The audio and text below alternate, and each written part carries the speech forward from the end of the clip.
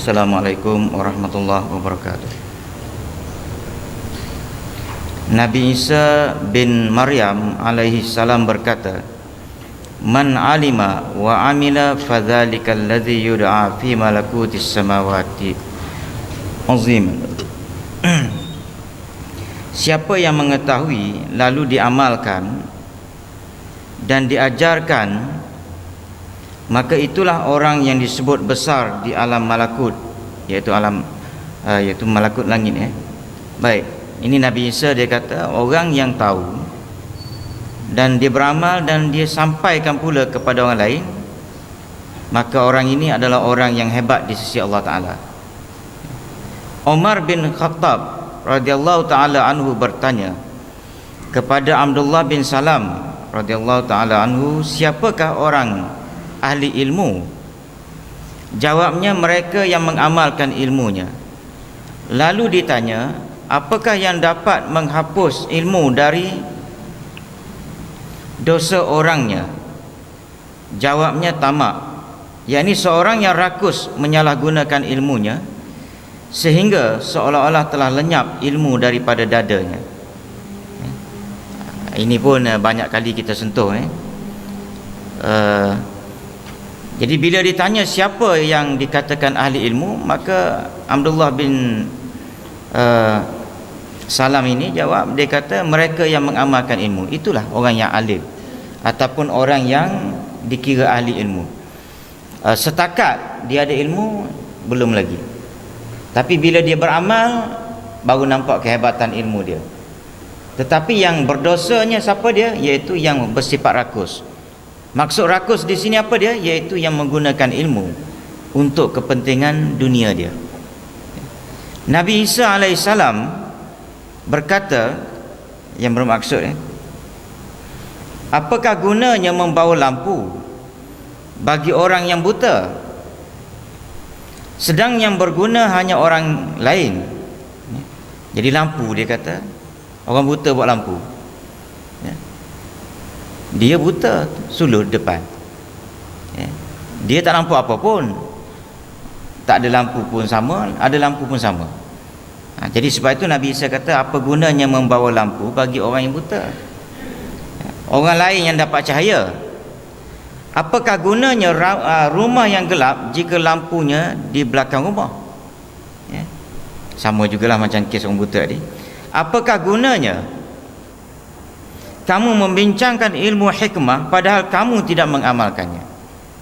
Itu yang dia nak sampaikan itulah.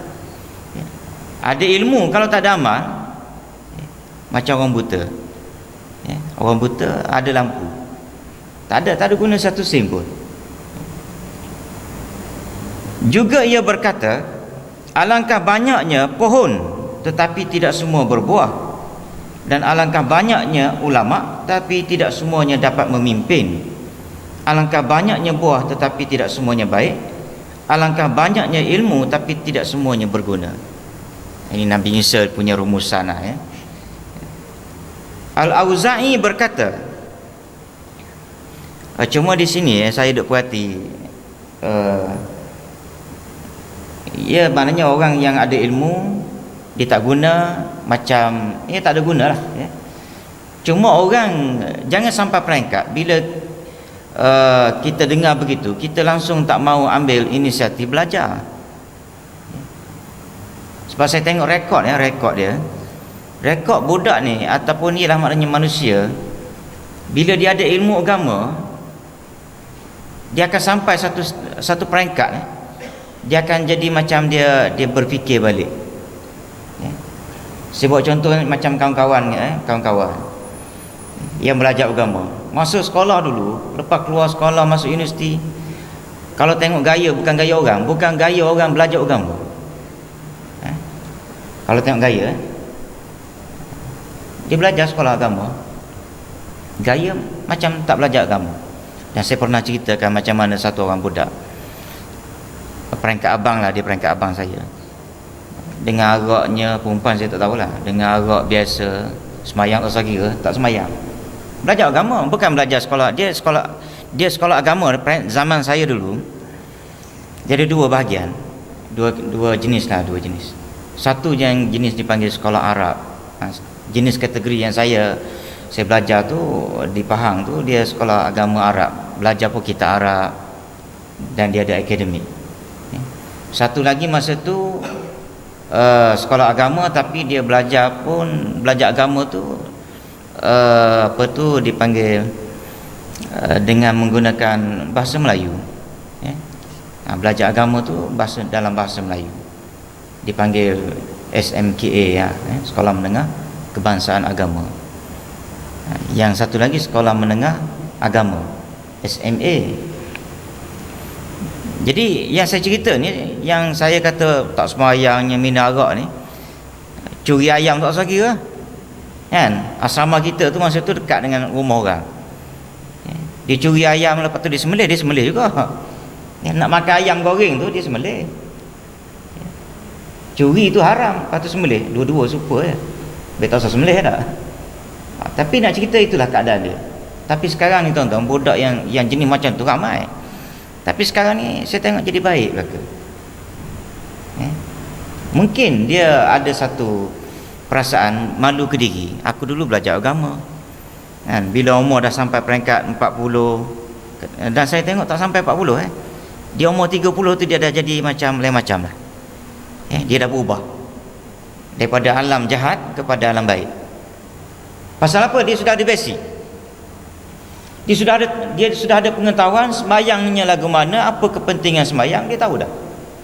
Tinggal lagi nakal dia tu zaman budak. Begitu juga yang bila saya pindah kepada sekolah jenis SMKA tu, kawan-kawan lagi banyak nakal. Sekarang jumpa semua baik-baik. Bila jumpa tu dia kata lupakanlah dulu-dulu punya kisah. Jadi dia sampai peringkat tu. Dia minta kita lupakan dulu-dulu, dia kata cerita dulu. Jadi dan saya jumpa tu dalam usia dia orang sekitar umur 35 40 tu, dia sebelum 40 dia orang dah berubah. Sebab itu maknanya apa pun agama tu bagi dulu, jadi orang ke tak jadi orang tu cerita lain. Kalau kita sebagai mak bapak, Tuhan tanya bagi ke tak ilmu agama tu je. Lepas tu anak awak jadi orang ke tak, tu cerita lain. Kalau kita nak bawa cerita zaman nabinya, Nabi Nuh kan, Nabi Nuh anak dia apa jadi. Tapi dia dah dakwah, dah ajak dia supaya jadi baik, beriman, naik kapal, tapi tak nak naik juga. Nabi Ibrahim, kalau nak bawa cerita, dia ada belaka lah cerita dia tu. Kalau masalah anak, Nabi Nuh. Masalah pak pula, Nabi Ibrahim kan. Pak Nabi Ibrahim, pak saudara Nabi kita sendiri. Baik pak saudara dia Abu Talib, dekat nak mati pun ajar lagi, tak nak dia. Baik. Dan dia adalah penyokong penyokong gerakan Islam yang dibawa oleh Nabi. Nabi nak buat apa, engkau nak buatlah dia. Dan dia akan defend. Oleh kerana dia ni orang berpengaruh dan dia defend Nabi, jangan usik anak saudara aku ni, tapi aku tak nak masuk Islam, tak nak ikut dia, tapi jangan usik.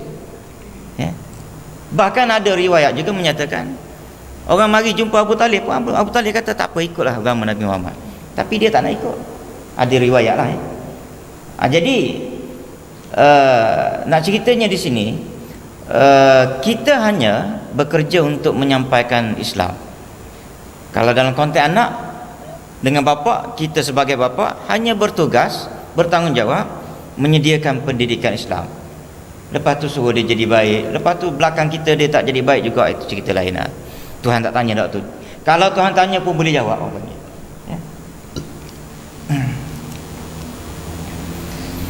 Al-Auza'i berkata, siapa yang mengamalkan apa yang telah diketahui, maka akan diberi taufik untuk mencapai apa yang belum diketahui. Ayat ni tuan-tuan boleh rasa. Kita belajar sikit, kita amal, dia akan jadi macam ada benda baru je aku dapat pula. Tak belajar pun, tapi macam macam ada benda pertambahan. Pertambahan amal yang kadang-kadang berlaku tanpa kita sedari. Kerana apa dia? Kerana kita jujur pada diri kita sendiri, kita amalkan apa yang kita tahu. Setakat yang kita tahu kita amal. Sama ada sembahyang sunat duha, Sembahyang sunat duha ni ialah kadang-kadang orang kata sembahyang sunat duha ni untuk rezeki. Tapi kalau nak kata untuk rezeki, orang tua pakat tak payah buat. Sebab rezeki dia tu dia kira dah habis dah, anak pun semua dah percaya. Jadi sebenarnya gini, sembahyang sunat duha ni dia tak ada kata untuk rezeki pun. Nabi buat, Nabi buat ni maknanya sampai ke tua Nabi buat, sampai ke mati.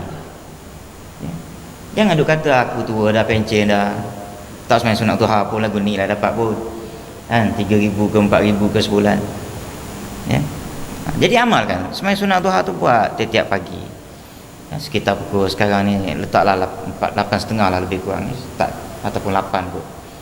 Sebab subuh lewat sikit sampai maknanya tengah hari kita buat. Jangan duk kira aku rezeki aku okey dah. Walaupun doa bagi sembahyang sunat duha tu memang ada kaitan dengan rezeki. Allahumma in kana rizqi fis sama fa anzilhu wa in kana fil ardi fa akhrijhu wa in kana mu'assaran fayasirhu. Tuhan, kalau sekiranya rezeki aku di langit tolong turunkan, kalau rezeki aku di bumi tolong keluarkan, kalau payah mudahkan, wa in kana haraman fatahhirhu, kalau maknanya rezeki aku haram ni tolong bersihkan. Memang ada kaitan dengan rezeki, tetapi tidak bermakna kita dah kaya ke ataupun kita dah tua dah tak fikirlah rezeki-rezeki ni, rumah aku dah habis bayar, kereta dah habis bayar kan, maka kita pun stop dengan amalan sembahyang sunat duha. Tak betul. Sebab amalan sembahyang sunat duha ni Nabi buat sampai ke mati. Kita buat. Lepas tu bila kita buat tu, itu dia akan ada benda lain yang kita ada semangat lain untuk buat benda lain. Apa dia? Kemungkinan setiap hari kita banyak baca selawat kan, Allahumma salli ala Sayyidina Muhammad 100 kali. Lepas tu buat yang tu pula atas dasar apa ni, nak ingat ke Nabi ni. Buat pula ada satu lagi, ada semangat yang baru pula nak buat istighfar 100 kali sehari. Dia akan automatik kalau kita jujur dengan apa yang kita pelajari lalu kita amalkan. Sebab itu kita kena cuba amalkan walaupun sedikit, tak apa. Wallahu a'lam. Bismillahirrahmanirrahim. Alhamdulillahirabbil alamin. Wassalatu wassalamu ala asyrafil anbiya wal mursalin. Allahumma ighfir lana dzunubana wa liwalidina warhamhum kama rabbawna shaghira wa li jami'il muslimina wal muslimat wal mu'minat. Allahumma ij'alna minal ladzina yastami'una al-qawla fayattabi'una. Sallallahu alaihi Muhammad. Alhamdulillah. Qabbalallahu minkum.